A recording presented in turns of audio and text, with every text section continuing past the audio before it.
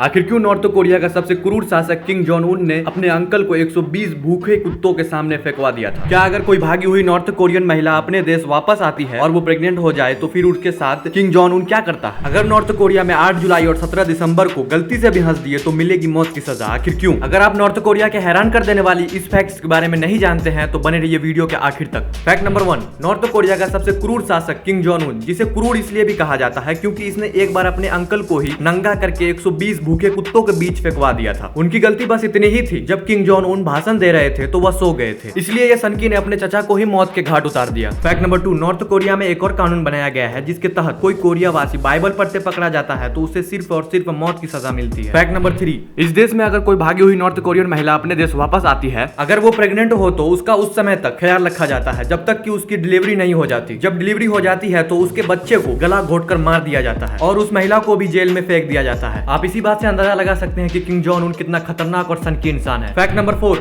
North Korea दुनिया का वो देश है जहां पर रोजाना रात को बिजली जाने की परंपरा है। दुनिया के दूसरे हिस्से में बिजली जाना गुस्से की वजह हो सकती है, लेकिन यहाँ लोगों को इसकी आदत है। यहाँ पर बिजली की कमी के चलते रोज रात को बिजली काट दी जाती है। यह बात दुनिया के सामने तब आई थी जब अंधेरे में डूबे नॉर्थ कोरिया की एक तस्वीर कुछ सालों पहले वायरल हो गई थी। यह तस्वीर सैटेलाइट से ली गई थी। फैक्ट नंबर 5, हम आप इस बात की कल्पना भी नहीं कर सकते कि हमें सरकार दिल्ली और मुंबई आने जाने से रोक सकती है, लेकिन उत्तर कोरिया में एक राज्य से दूसरे राज्य जाने से रोका जा सकता है। फैक्ट नंबर 6, नॉर्थ कोरिया में 8 जुलाई और 17 दिसंबर को किसी भी तरह का जश्न मनाने की इजाजत नहीं है। यहाँ तक कि कोई व्यक्ति अपना जन्मदिन या एनिवर्सरी भी नहीं मना सकता है। इसका कारण यह है कि 8 जुलाई को किम जोंग उन के दादा किम इल सुन की मृत्यु हुई और 17 दिसंबर को इनके पिता किम जोंग इल की मृत्यु हुई थी। इस दिन वहाँ राजकीय शोक मनाया जाता है।